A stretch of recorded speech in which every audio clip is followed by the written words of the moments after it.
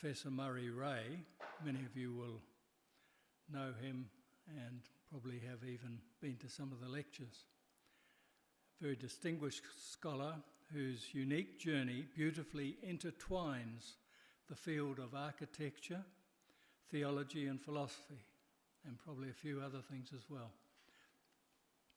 And as we gather here, we are reminded of the rich and multifaceted tapestry of our own city, or at least we should, one that thrives on diversity, bringing together many disparate voices and offers opportunity for us to engage thoughtfully with our built environment and the communities that inhabit it. Professor Rae's background as an architect before embracing the profound questions of theology and philosophy provide him with an exceptional lens through which to explore our topic tonight, diversity in the city, a theological and architectural perspective. His past experience not only deepens his understanding of the spaces we inhabit, but also prompts critical reflection on how these spaces can foster or hinder diversity and inclusion. Murray, I look back fondly on the time we worked together nearly 40 years ago, and it's still standing, one garage round in 25 Argyle Street, and I worked with Murray and Peter Dunn, who was a carpenter, and we constructed a two-storey garage that had rooms, and they now have an apartment up on the top floor there. They've redeveloped it over the years, and as I said, 40 years on, still standing, so a testimony to your architectural abilities.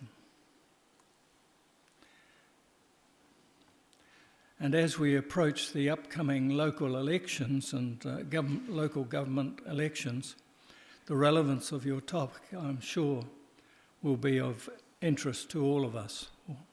We stand at a crossroad where decisions about our city's future will shape the environment in which diversity can flourish. And therefore your perspective calls us to consider not just the physical layout of our urban landscape, but the lived experiences of its inhabitants, encouraging, I hope, a holistic view of how diversity is nurtured and celebrated in our world today. So Murray, we are eager to learn from your insights and to engage in a meaningful dialogue about the intersection of faith, architecture, and the vibrant diversity that characterises our city. Your work challenges us to imagine a future where our urban spaces reflect the fullness of our communities, honouring every voice and fostering connections that lead to more just and inclusive society. So without further ado, please join me in welcoming Professor Murray Rae, who will guide us through this important conversation.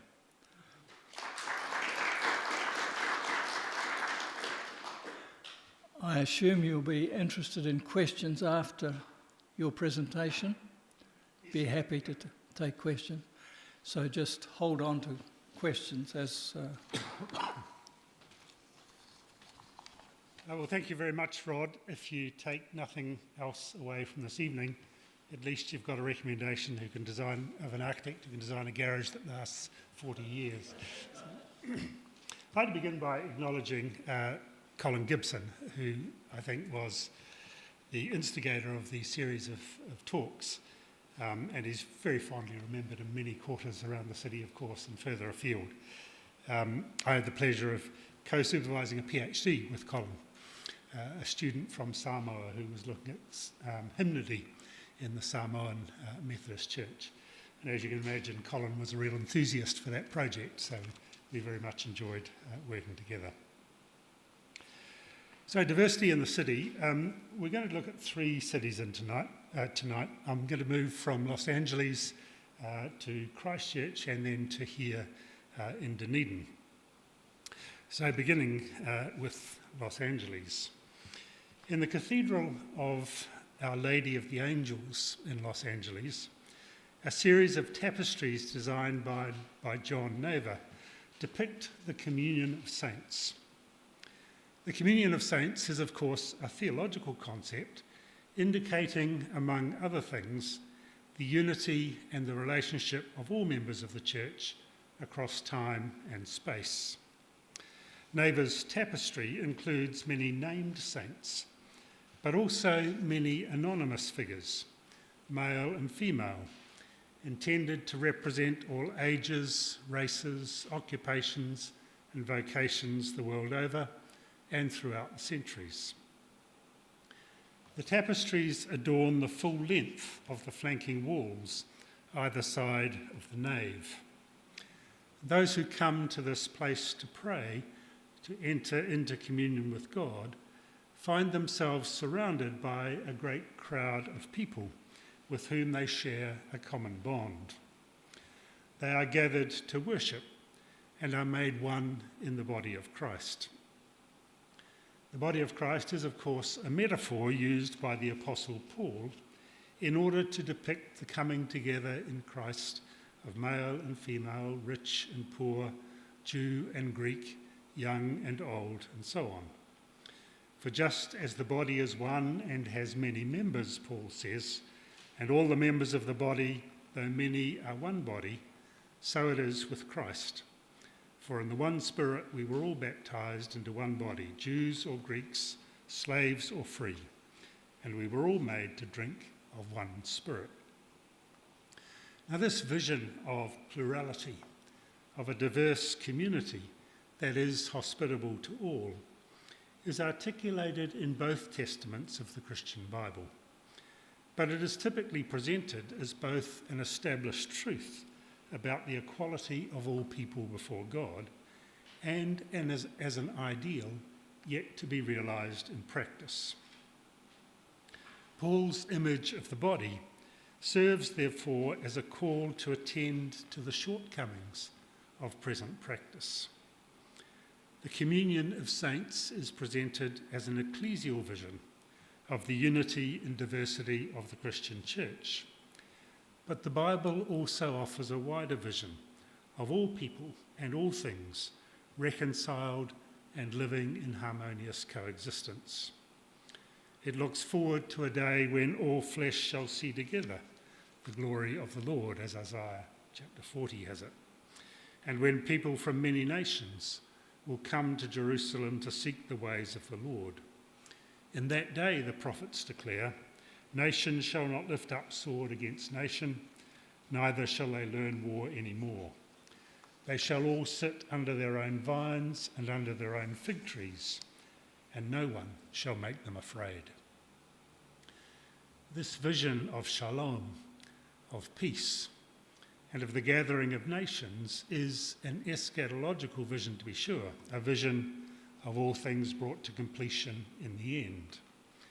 But Micah's vision establishes a theological imperative to strive in our own day to seek peace with all nations, to offer hospitality to the stranger, and to establish our cities as places where all will be able to sit under their own vines and under their own fig trees, and no one shall make them afraid. As is very obvious, that is not the reality for many who dwell in our cities today. The people who come to pray in the Cathedral of Our Lady of the Angels come from and will return to a city which, like cities the world over, has its share of social polarisation between the rich and the poor, between the powerful and the powerless, between different ethnic, racial and religious groupings. The presumption underlying this talk tonight, supported by the theological imperative that I've noted above, is that such polarisation is not a good thing. It is detrimental to the health of our cities, and to the well-being of their inhabitants. Any number of instances of racial or religious tension, social and economic deprivation, violence against women, ethnic unrest, and so on, could be offered in support of the point. One of the markers of this polarisation and of the deprivations associated with it is the built environment. The polarisation is easy to read in the urban landscape. Consider, for obvious instance, the vast differences in the quality of housing available to the rich and the poor. Wealthy, gated communities exist alongside overcrowded populations in substandard housing. Consider the ghettoisation of particular ethnic groups, perhaps not as acute in New Zealand as elsewhere, but not entirely absent either. Consider the state of amenities in richer and poorer neighbourhoods, and the deliberate strategies implemented by designers and developers to exclude some people while privileging others. The homeless gather under bridges and in public parks and seek shelter at night in the doorways of office towers, but increasingly such spaces are being designed to repel the homeless. The park bench in the top left-hand corner is one in which you need to put a coin in the slot to have the spikes withdrawn so that you can sit on it. Winston Churchill's well-known observation that we shape our buildings and thereafter they shape us is apposite here, but an emphasis must be added. The original shaping of our buildings is not innocent.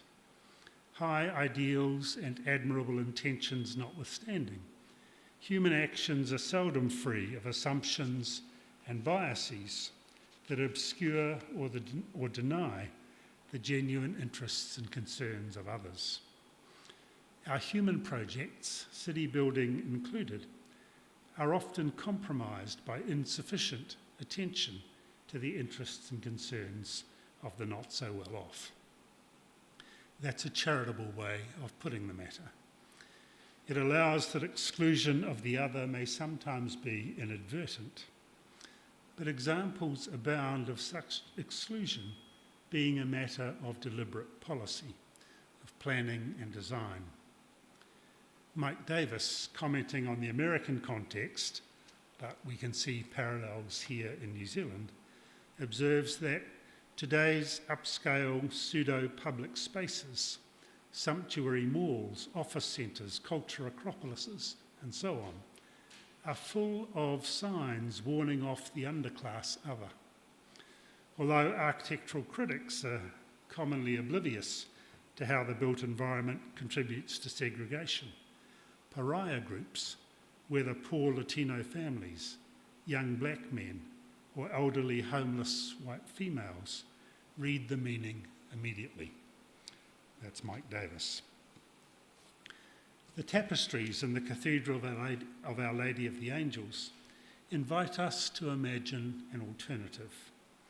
They invite us to imagine a world that is accommodating and hospitable to the rich diversity of cultures and peoples with whom we share the world.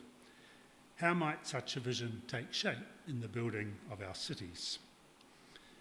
I present below 3 case studies representing some initial and tentative explorations of the theme. I begin with the city of Los Angeles, for no other reason that on the same day that I went to see John Nova's tapestries in the cathedral, I also wandered around downtown LA, and so began contemplating the degree to which the rich diversity of the community depicted in the tapestries may or may not be reflected in the surrounding urban environment. Conventional wisdom has it that cities require a heart, an identifiable centre that gives it legibility and coherence, and readily facilitates wayfinding. The lack of such a heart in Los Angeles has often been remarked upon. Dorothy Parker, for instance, the renowned writer critic and satirist, once observed that Los Angeles is 72 suburbs in search of a city, while Herbert Kane, a San Francisco journalist, quipped that, "I went down to LA but couldn't find it."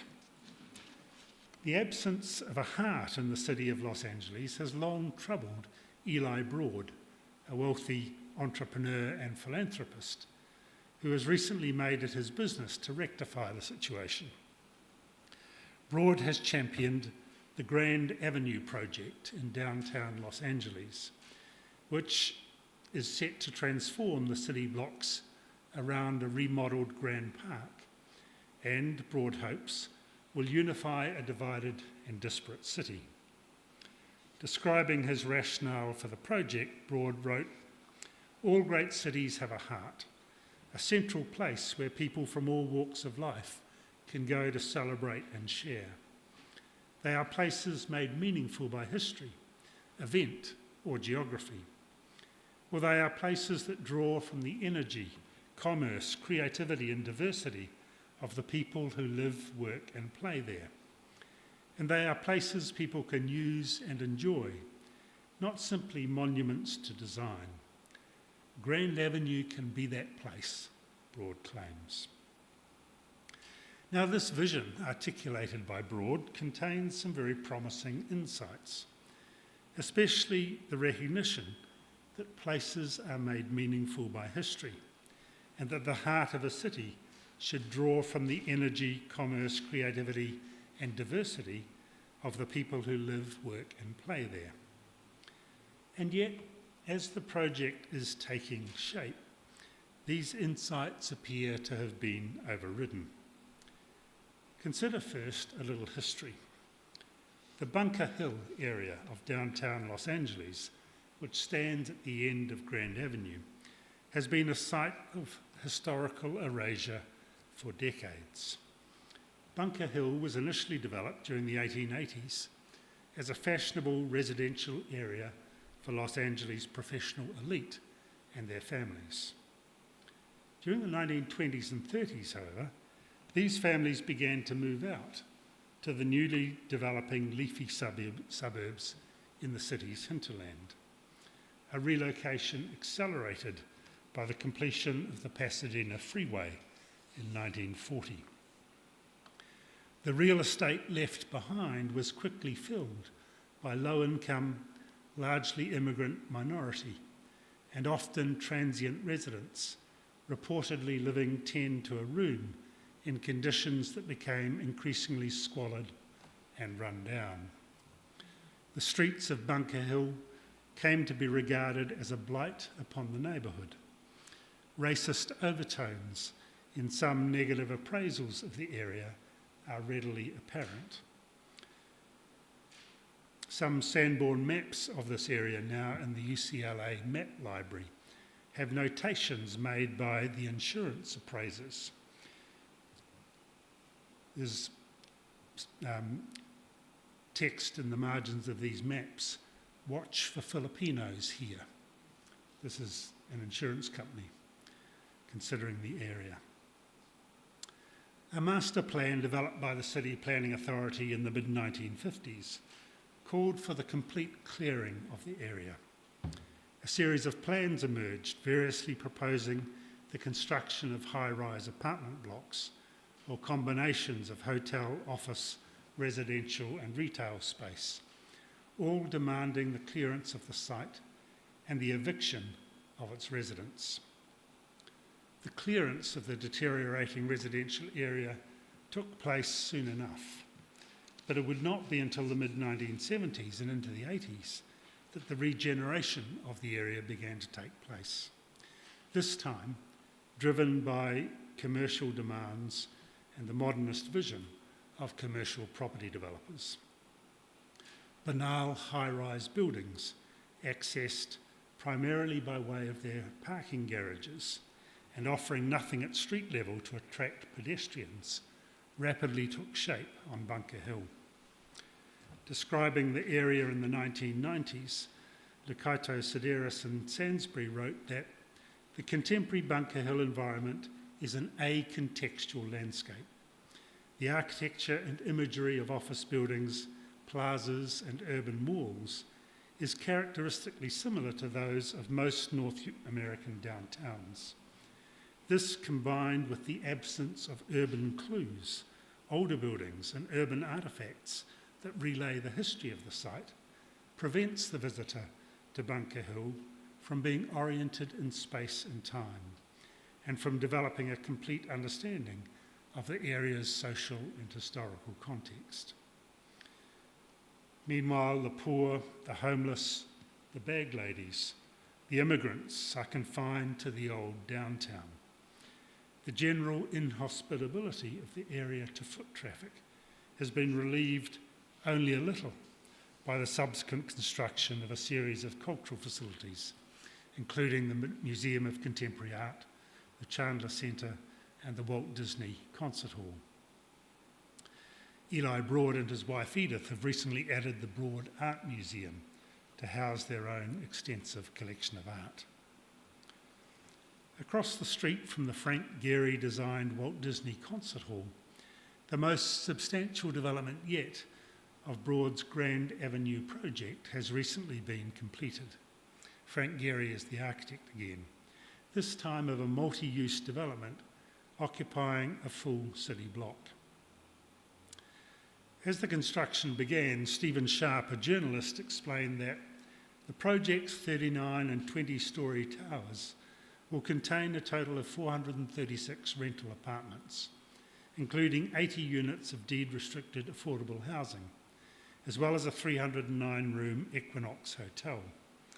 The two high-rise buildings stand above a shared podium and landscaped courtyard, which will be activated with 176,000 square feet of shops, restaurants and terrace decks. The buildings are oriented around an east-west paseo cutting through the site, creating a pedestrian connection between Olive Street and Grand Avenue. Now, the realisation of these visions has been disappointing, however. The plaza picture here is not very hospitable at all, offering only minimal seating, while the messages conveyed by the architecture is that this is the forecourt for upmarket private residences rather than a place of vibrant public activity. A further disappointment is that the project pays no attention to its historic and cultural location. There is nothing about it, so far as I can judge, that reveals and celebrates the cultural and ethnic diversity of the surrounding district and its inhabitants, or that attempts to draw upon the history of the city itself. The development could be in Boston or Vancouver or Sydney, or in any other place prepared to accommodate the homogenising forces of commercial ambition. Now, downtown Los Angeles does have a history, of course, a history more extensive than the successive phases of urbanisation that I've recently noted. Before the late 19th and 20th century, developments of Bunker Hill, downtown Los Angeles, was the site of the Tonga village of Yanga. This village was, in turn, overrun by Spanish colonisation, by Christian missions, and eventually by European American occupation. Through these successive stages of history, the Tongva people suffered displacement, enslavement, and loss of land. The Tongva settlement was first disturbed by the establishment in 1781 of the Pueblo de Los Angeles, a settlement built to service the surrounding ranches, also being developed under Spanish colonisation. The survival of both the ranches and the Pueblo depended almost totally, however, upon Tongva labour and expertise. The village of Yanga itself suffered but survived the Spanish colonisation, but was finally demolished in 1847. Excavation for the purposes of present-day development yields from time to time archaeological evidence of Tongva occupation of the land, but there is little other trace now of the once thriving Native American settlement. When I first visited this area, probably 10 years ago, there was no sign at all of the Tongva heritage of the area. When I went back just before this last Christmas, these storyboards have been erected, so there's some recognition now of that history. There are other stories to be told of Los Angeles history that have left more substantial traces in the fabric of the city. Not far from the cathedral is the site of the original Pueblo de Los Angeles, which was designated as a state monument in 1953 and listed on the Register of Historic Places in 1972. But that listing did not prevent the subsequent demolition of numerous historic buildings. Some notable buildings still remain, including the plaza, which constituted the city centre, the Nuestra Señora la Reina de Los Angeles Church, the Avila Adobe, the city's oldest surviving residence, and a number of other buildings, notably the Olvera Street Market, which some of you may have visited, one of the most attractive and lively spots in Los Angeles today. A few blocks to the north of the Pueblo de Los Angeles is Chinatown. It's the new Chinatown, opened in 1938. Old Chinatown, immediately adjacent to the Pueblo de Los Angeles, was established during the 1860s when thousands of Chinese men were hired by the Central Pacific Railroad Company to work on the western portion of the Transcontinental Railroad. Old Chinatown consisted of a network of streets and alleys servicing around 200 buildings, including a Chinese opera and 3 temples. But laws prohibiting Chinese from citizenship and property ownership inhibited further development. After a period of decline during the early decades of the 20th century, Old Chinatown was demolished to make way for Union Station, and the new Chinatown, which we see here, was built on a site previously known as Little Italy, which had been settled by Italian immigrants during the 1890s. The Italians, in turn, had displaced Mexicans who'd come north to California during the gold rush. Earlier still, the site was occupied, as I've said, by the Tongva people, native to America. Places have histories. They are sites of struggle and of flourishing. They shape and sustain the identity of those who live there. The struggles and the flourishing, the identity of a people, the narratives which sustain them, are inevitably expressed in the built environment. Just so, these narratives are vulnerable to erasure. Buildings are easily demolished. Landscapes are easily reconfigured. And in the process, histories are lost. People are rendered invisible. And the cultural and ethnic diversity of humankind, established as part of the goodness of God's creation, is obscured and thereby diminished.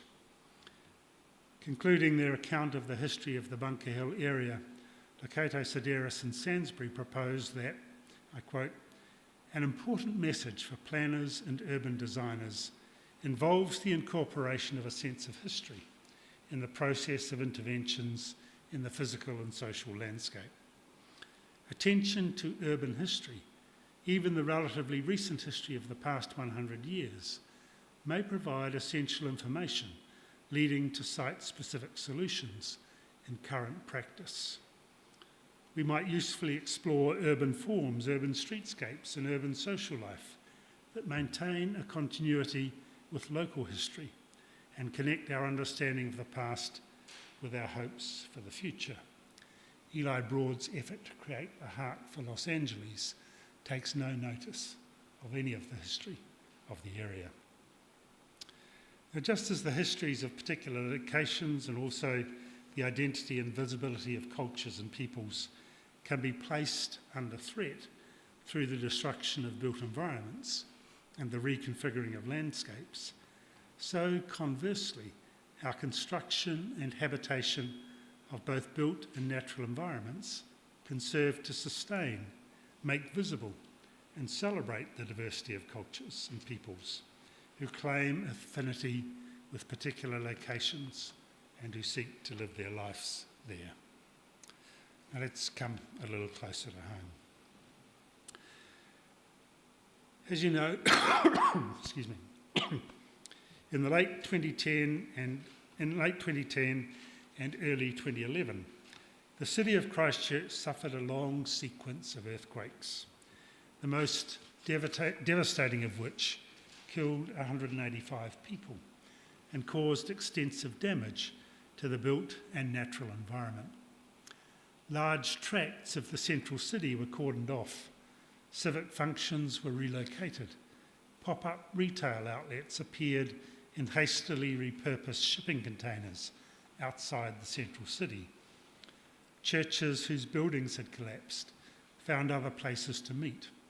Homeowners cleared their sections of piles of rubble and began the long process of rebuilding their homes, or in some cases, abandoning their homes and moving on.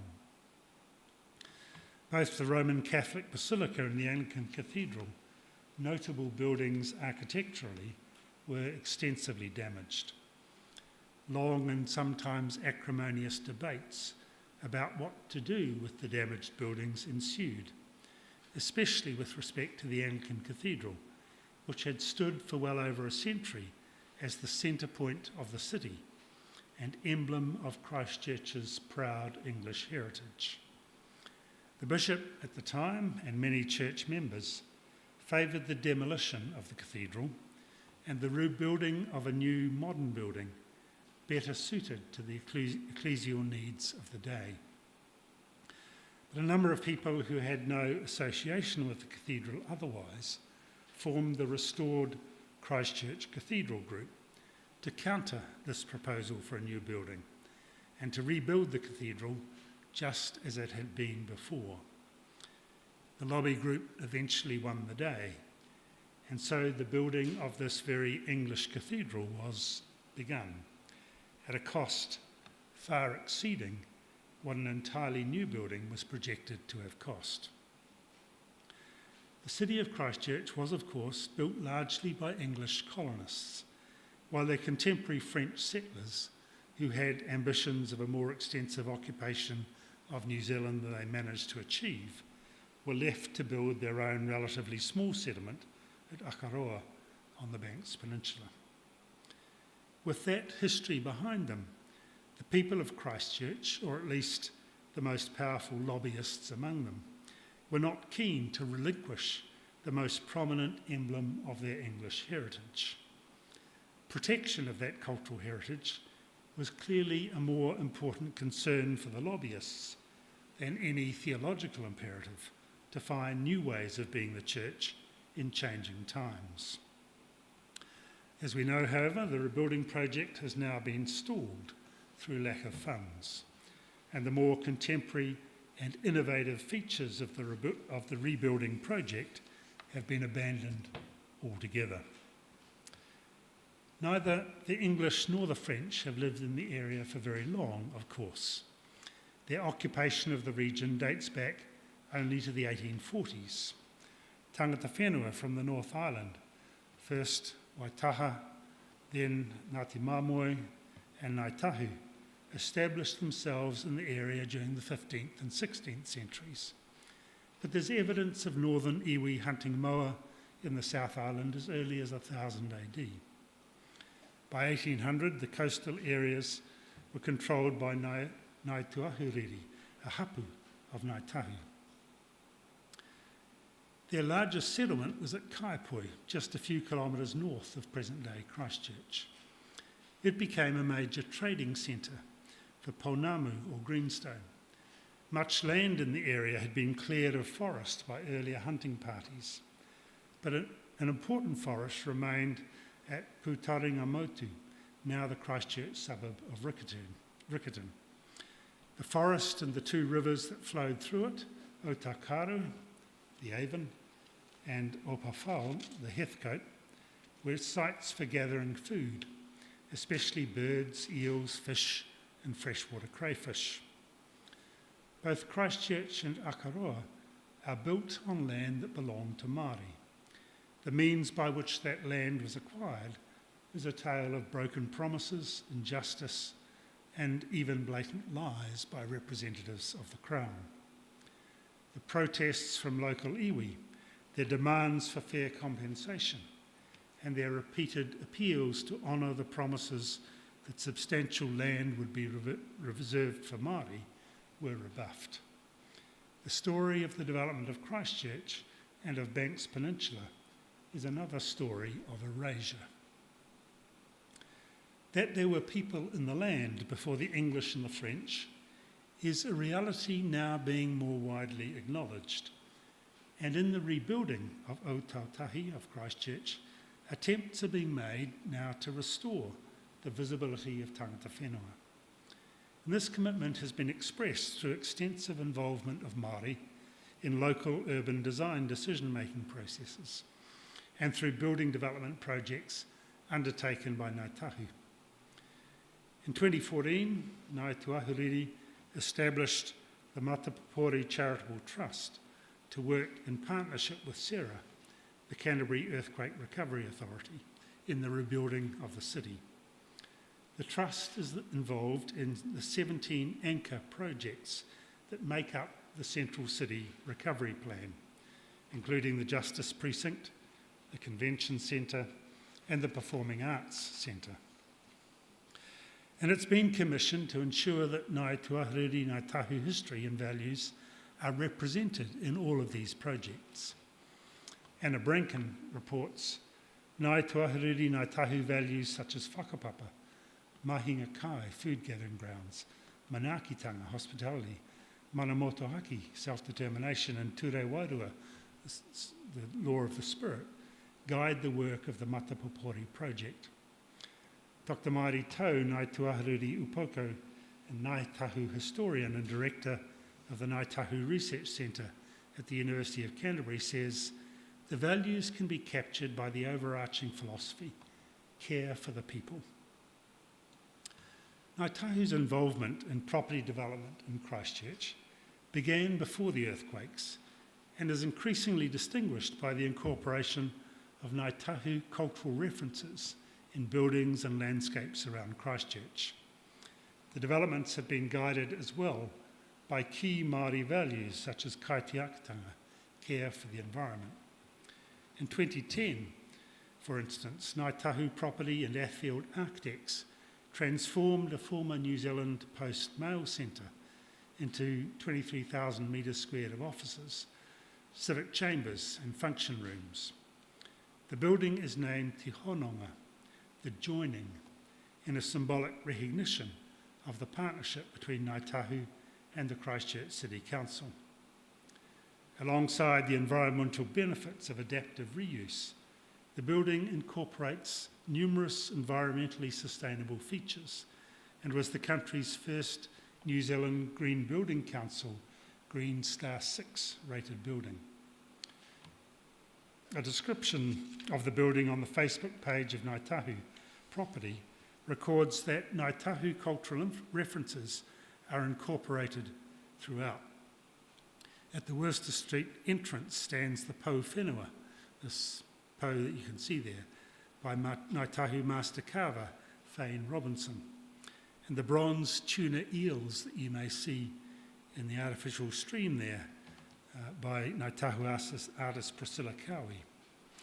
Pounamu, gifted by Kati Waiwai, is located in the foyer, and a mural by Ngāi Tahu artist Ross Hemera on the Hereford Street glass entrance is inspired by Matiahe Teremoehu's petition to Queen Victoria in 1857.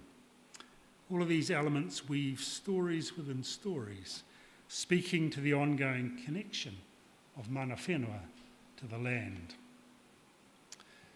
The artist Priscilla Cowie has been involved in other projects around the city, including a story arc installed in the children's playground adjacent to the Otakaro River.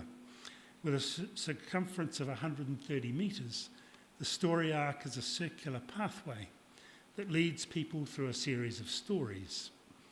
The stories pay tribute to renowned children's story writer Margaret Mayhew, after whom the playground is named. But they also illustrate migratory waka used by Māori in their migration from the Pacific. And they depict the first 4 ships on which English settlers arrived. Another installation, Ngā Whāriki Manake, Welcome Mats, features 13 mats created by weavers Morihu Fluti Henare and Reihana Parata in collaboration with artist Wayne Yule. These are installed along the promenade beside the river. The weaving patterns represent another fundamental Māori value, manaakitanga, hospitality. An information panel is installed beside each of the 13 mats, explaining the meaning of the design. The mats are linked by a common pattern of 3 horizontal white zigzags that represent the waters that bring people together. The project as a whole is designed to provide a symbolic welcome for people visiting the city and to reinforce the connection that we all share with one another. This is the explanation offered by the artists. Reihana Parata describes their involvement in the project by saying simply, "We were called and we came, and we're here." That's virtually it. Morihu Fluti Henare agrees, commenting, "For us, it's just about Ngāi Tahu being in the city. That's enough for us, really." The Christchurch Bus Exchange, opened in 2015, provided another canvas for Māori artists. The artistic team, Ariki Creative, was led by Arapata Ruben, who was immediately impressed by the architect's utilisation of a waka motif in the design. The names of the various waka in which the great migration of ancestors to New Zealand took place is, of course, a very important feature of Māori whakapapa. The waka have enormous significance as key identity markers for the various tribal groups. The designs for the bus exchange, created by artists Hore Te Ariki Mātaki and Morgan Matthews Hale, centre around the voyaging narratives of Ngāi Tuahuriri. Some refer to the various constellations that were crucial for navigation, while places that were used for traditional food gathering and other locations of significance for Ngāi Tuahuriri are indicated on a large compass etched into the floor of the main entrance. Many more examples of Māori artists telling Māori stories have appeared around the city as Christchurch continues with its rebuild. The space given to Māori artists does not exclude other cultures and their stories, but is notable because in this very English city, the visibility of Māori in the built environment was not conspicuous prior to the earthquakes. Beyond the contributions of artists, Māori culture and values are being represented as well in the regeneration of wetlands, the introduction of native flora and fauna of value to Māori, the provision in Ngāi Tahu housing developments of communal food gardens, the increasing use of bilingual signage, and the utilisation of Māori place names. All of these markers in the landscape and in the cityscape serve to render visible again the tangata whenua, the original people of the land. Now, a similar story may be told about the changing cityscape in our own city, in Dunedin. For long enough, the Dunedin cityscape was dominated by British and European architectural forms and language. From the English Gothic of First Church and St Paul's Cathedral, the Scottish baronial style of Otago Boys High School, the neo-Renaissance architecture of the Town Hall or municipal chambers, modelled incidentally on Michelangelo's Palazzo Senatorio, the seat of civic government in Rome. We had high ambitions back in the day. Or the 19th century Gothic of the University Clock Tower building, inspired, as you'll know, by the design of Glasgow University. The language used and the stories told in the architecture are drawn from our European cultural heritage, whilst the evidence of any Māori presence in the land or the stories of Chinese or Lebanese settlement in Dunedin were, until quite recently, very difficult to find. The architecture of the marae at Otako, including the wharenui and the adjacent church, speak of the long habitation of tangata whenua in this area, but these buildings are found, of course, at some distance from the city centre and are likely unknown to many Dunedinites. The diversity of Dunedin's cultural heritage began to become much more evident, however, with the building of the Chinese Garden, a prominent architectural addition to the city, fittingly built alongside Otago Early Settlers Museum. Quite a bit later, very recently in fact, Aisha Green's sculpture in the Octagon, a replica of the doorway to the wharenui at Otako, brings the marae into the centre of the city and invites entrance into Te Ao Māori, the Māori world. The sculpture is titled Ko Te Tūhono. Tūhono means to bond or connect. We are invited to reach across the divide of cultural difference and honour the diversity of the city's inhabitants. Along the road at the university, views of the Clock Tower building are now graced by the addition of a pou whenua, bringing into view the diverse history of this land. The pou whenua is named after Tāwhaki. A Ngaitahu story, or purako, tells the story of the demigod Tāwhaki, who sought celestial knowledge from the gods. In searching out the pathway, being adaptive and innovative, and using his tenacity in climbing to the heavens, Tāwhaki gained experience and knowledge and relied on the guidance of others to be successful in his endeavours to support life on Papatua Nuku, back here in the whenua. It's an appropriate image for the university.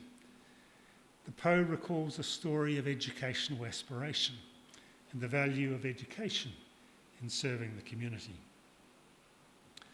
More recently still, the remodelling of George Street makes deliberate use of tangata whenua stories and motifs and reminds us of the significance of this place prior to European settlement. Paving patterns reference the corner of the four-cornered kete, the poti as it's called, which is believed was the origin of the Māori name for Dunedin. O te poti also refers to a specific location at the edge of what was then the harbour, now the location of the newly built ACC building. The external panels of this building also reference the woven pattern of the kete, or basket. Further motifs employed in the redevelopment of George Street reference the food gathering traditions of the central city area. Maka, or barracuda fish patterns, one of the most important of food sources for Māori back in the day, images used in the decoration of the new George Street. The importance of barracuda appears elsewhere in the city as well. Does anybody recognise this? Anybody? It is Queen's Gardens, yep. And that's the base of this Celtic cross that was erected by the churches as a part of the Millennium celebrations. What's interesting is the depiction of someone from the local iwi giving a gift of parakuda to the incoming settlers. It's a very important part of Dunedin's story, the hospitality shown by Kaitahu, by the marae at Otako to the incoming settlers. It's represented here in a pretty inconspicuous way, but it's well worth taking a much closer look at that Celtic cross in Queen's Gardens. There's lots of interesting imagery and symbolism on it. Back to George Street. The hanging lights represent the drying process as the fish were strung up on lines to dry. Further along the pavement, we have a map depicting the pre-European shoreline of the harbour and the names of important mahinga kai, or sites for gathering food. One of the names you may be able to make out there is Mātou Kariao, an important site for fishing. The name is made up of two words, mato, which means hook, and kariao, which is the supplejack plant. Together they describe a specific type of fishing hook secured with woven supplejack. And we see these depicted in some of the seating nearby. The food gathering theme is repeated elsewhere in the much maligned seesaws, crafted in the shape of a waka kukapa or waka kereru. These were devices for snaring birds. Overhead, the shades of the playground, over the playground, represent the kereru bird in flight, the wood pigeon in flight. Along the length of the new George Street, we can find storyboards which point out the significance of these various features, reminding us of the stories that go back beyond British settlement in Dunedin. Old narratives are being recalled, acknowledging and bringing to light the diversity of cultures that contribute to the makeup of our city. The changing face of Dunedin and of Christchurch City involves a process of recovery for Māori and of education for non-Māori. That which has long been obscured in our cityscapes is becoming visible again. Tangata whenua are beginning to see their history and their values reflected in the buildings around them and in the landscape, and they are enabled thereby to inhabit the city as their own. As Debbie Takau, the manager of the Matapapori Trust in Christchurch, says, in years to come, when my children's children are walking through the city, they're going to be walking through a place where they feel a sense of connection, where they can be themselves, or see themselves rather, probably both. Now I want to conclude with a theological observation. Now, I'm not proposing, of course, that Christchurch or Dunedin has managed somehow to realise the biblical vision of a city to which many nations shall come and learn of the ways of the Lord. The acknowledgement and celebration of diversity in the built environment that we're beginning to see in Christchurch and Dunedin and in other cities around New Zealand cannot itself satisfy the vision of human community in which the nations shall beat their swords into ploughshares and their spears into pruning hooks. The architectural gestures are not yet enough to ensure that all the people of the city will sit under their own vines and under their own fig trees, or realise in full the prophet Micah's vision that no one will make them afraid. But like John Nova's tapestry in the Cathedral of Our Lady of the Angels in Los Angeles, these signs of diversity in the city demonstrate the importance of iconography. These visual symbols place before us an aspiration, a vision of what we might yet become, indeed of what we are destined to become under the promise of God. The rebuilding of the cathedral in the centre of Christchurch, if completed one day, will return an important theological dimension to the iconography, just as do the various churches around the centre of Dunedin City. These serve as a reminder that Micah's vision and the vision of a people, a diverse people, living together in harmony and peace, will be realised in full only with the help of God. Meanwhile, it's important to be building in our cityscapes and across all our institutions, including especially the church, signs of the coming kingdom, signs of the Christian hope that all peoples will one day be gathered together in harmonious coexistence.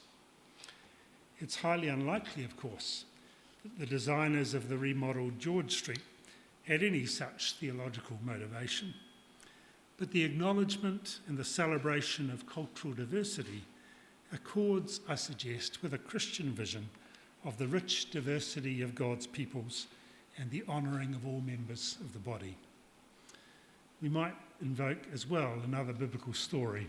It's often supposed that the story of the Tower of Babel represents above all God's condemnation of the Babylonian pretentiousness in supposing that they could build a tower that would reach to the heavens. But it was not the tower itself that God seems concerned by.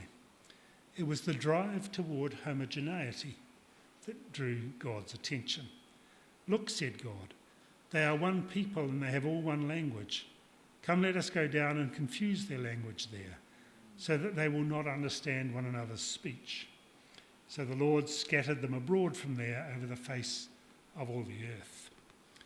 This seems somewhat counter to what seems to us to be good, namely the possibility of mutual understanding between peoples. But God considered, apparently, that the suppression of difference and the drive toward homogeneity evident in the city of Babel was not a good thing. It runs counter, apparently, to God's intention that there should be a rich diversity of languages and cultures. The ultimate unity between peoples that the Bible envisages is not sameness.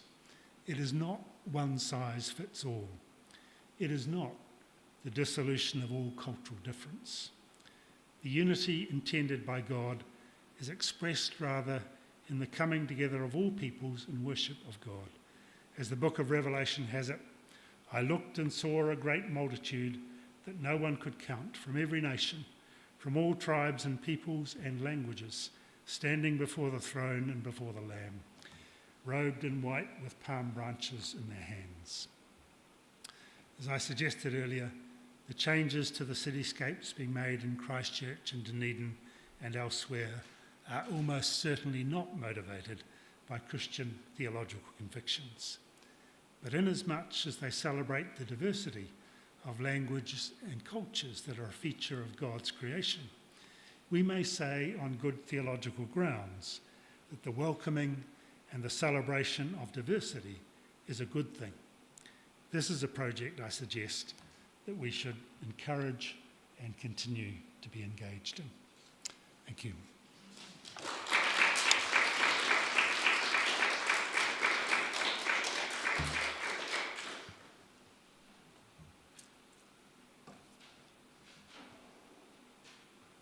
There may be some of you who wish to ask a question or two.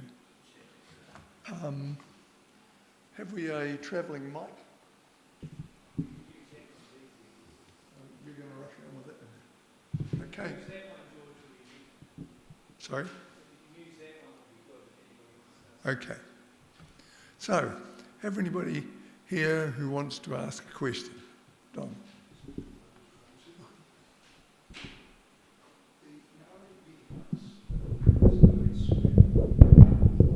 Just give you a stop. I'm coming. Who's Right. The meeting house for traditional Maori culture is a place where issues are discussed. And there is no real division between what is a spiritual issue or what's a tribal concern. The Maori had to, in fact, make a major concession, I would call it, with the emerging missionary religion, who saw one day of the week as being set aside for religion, and you did what you could get away with for the other 6 days. I wonder how far we are still going to be able to re-examine the place of worship as a 7-day activity. Yeah, indeed. Yeah, one of the features of Western culture over recent centuries has been disintegration. We have wanted to prize things apart that properly belong together. And we've done that in all kinds of ways, motivated by a kind of dualistic conception of the cosmos in which the material and the spiritual have very little to do with each other. And that, of course, is part of what undergirds the Western version of Christianity, which can be inclined to see it as a Sunday-only activity. And, of course, that makes no sense to Māori. The spiritual and the everyday are woven together. That's why karakia is so important as Māori carry out various activities.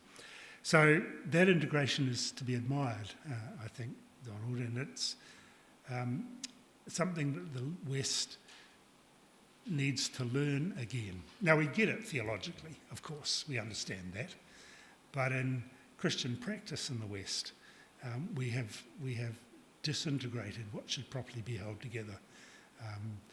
The work of liturgy is the work of the people throughout the week, and we have tended to forget that. So, yeah, you're quite right. Actually, there's, speak for a moment of the Presbyterian Church Marae up at Ohopi. Its key feature is a wharanui that is a carved house, and the ancestor represented there is Ihukarati, Jesus Christ. As you know, wharanui typically represent an ancestor. And down one side of the wharanui, on the right-hand side, there are characters and stories from the Bible. And down the left-hand side, there are characters and stories from Te Ao Māori. And these two are brought into conversation with one another. And to enter this house, for it to be a place of peace and shalom, it would be unthinkable to have a fight in there. You resolve your differences outside on the pie. And it's as if, bringing your gift to the altar, you remember that you have a beef with your brother or sister. Go and sort it out first, and then come into this place of peace. And it's a place of peace marked by respect for both traditions and recognition of the richness of both traditions. So we can do it, and we need to be reminded of how.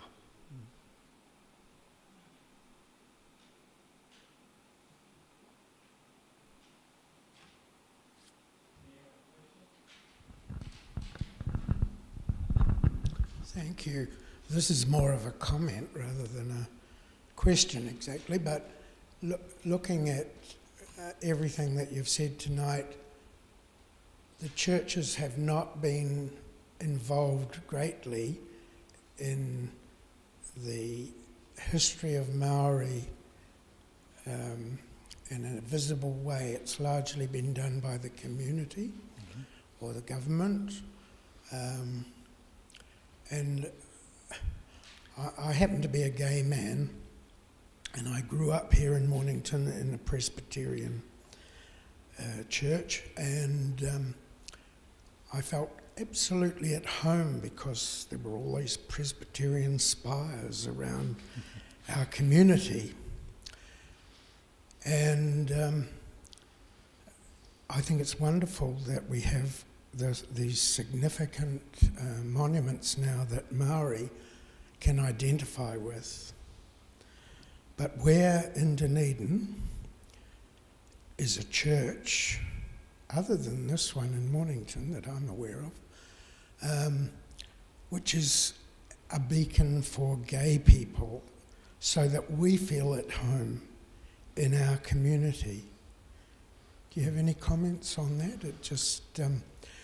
we're a hidden community, the way Maori have been ignored for perhaps 100 years or more. Thank you. Yeah, thank you for the question. It's undoubtedly an important consideration. And the church's performance in this area has been very patchy at best and often terrible. There are some churches around Dunedin besides this one, I think, that do extend a welcome to all. You might recall that for a year or two, Knox Church in George Street had a rainbow symbol on the steel fence outside its front door, an indication of welcome to the gay community. So, is that what happened? I didn't know that. But the welcome was there, and there are other churches in my experience too. The one I go to, for example, doesn't have a lot of visible imagery suggesting that, but extends that same welcome as well. But I absolutely agree with you. It's a really important consideration. So we need something visible, don't we? It certainly helps. Yep, indeed. As I mentioned, iconography is very powerful. So, yep.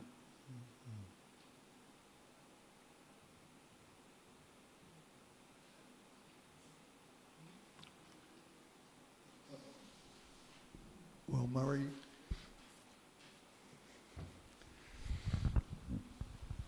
the light of that last statement that iconography is important, what do you say to congregations who build churches that look like warehouses and big box institutions? There's no visible sign that it is a church. I doubt whether it's even called a church, it's a worship centre or something. Or an auditorium. Something like that. What do you think the message is? Thanks, Helen. You're encouraging me to ride a hobby horse here now. I find such church buildings disappointing. There are clearly some pragmatic reasons sometimes for churches to find a building. They might be a growing congregation, for example, that they can inhabit quickly. And there's some environmental sense in occupying buildings that already exist rather than, say, demolishing something and building again. So I'm sympathetic to that. But we did go through a phase that began in the 60s, actually the 1960s, where we were all for building community centres and basketball courts and so on. Let the world decide was the kind of mantra that was emerging in those times. And that left us impoverished in terms of sacred space, it seems to me. So I think some of the trends, Harold Turner, a very notable New Zealand scholar of religion, once wrote a book about church architecture called From Temple to Meeting House. And he argued in that book that the church has taken its architectural lead from the Jewish temple, or sometimes the classical Greek and Roman temples, or from the synagogue. And that prompts two different styles, the temple form and the meeting house form. I think what's emerging in the last 2 or 3 decades is a new form that I call the village centre. And some of the churches being rebuilt in Christchurch represent this style, I think. And what's important about that architecture is that at the heart of the village centre, which provides for all kinds of activity during the week, there is the sacred space of the sanctuary. And that's very evident. It's not a big room that we bring chairs out on a cross on Sunday. It's a sacred space throughout the week. And the iconography, the architecture represents that. So back to Donald's point, actually, that's suggesting that worship is at the heart of all we do during the week. And I get very disappointed when I see churches that give no sense, really, of a reality beyond ourselves that calls us to worship and obedience. So the kind of a lot of multi-use spaces fail in that regard, I think. We can do multi-use, but we need to do it in ways that don't completely erase the theological centre of our life together.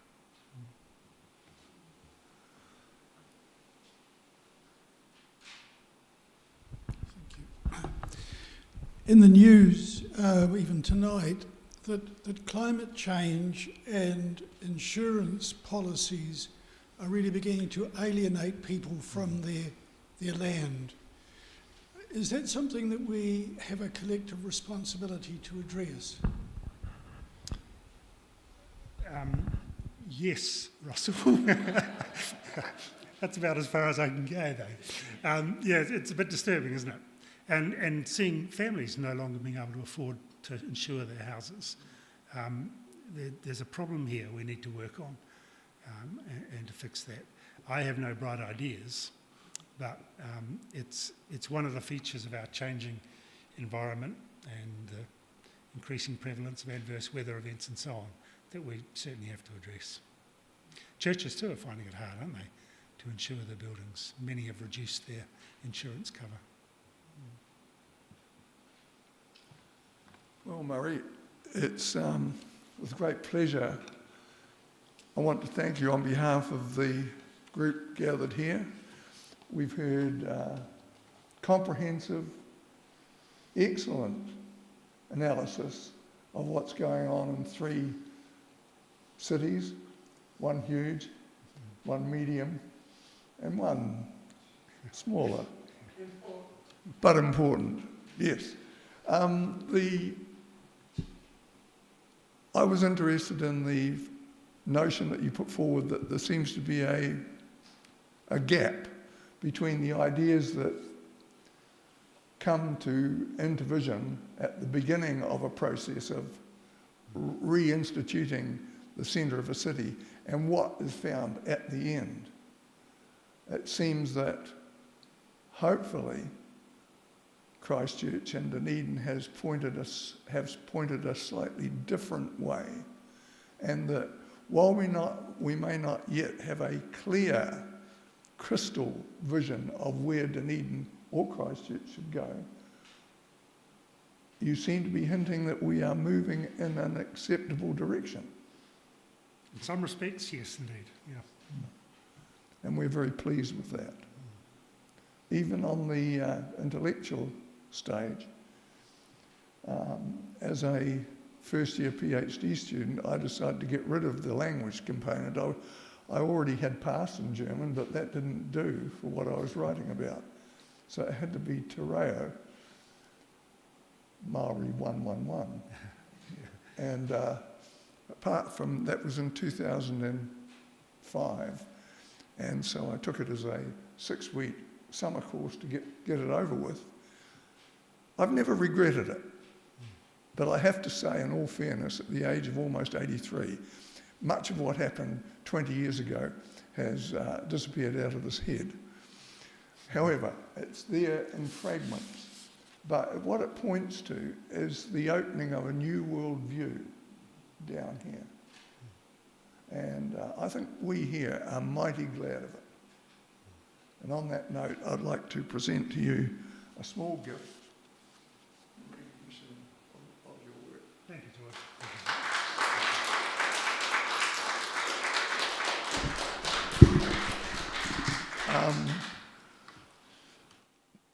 Nick, in 3.5 weeks' time, Dr. Royden Somerville, KC, is going to be talking to us on a topic related to the AI experience. That's all I'll go to in the moment. Thank you, Royden.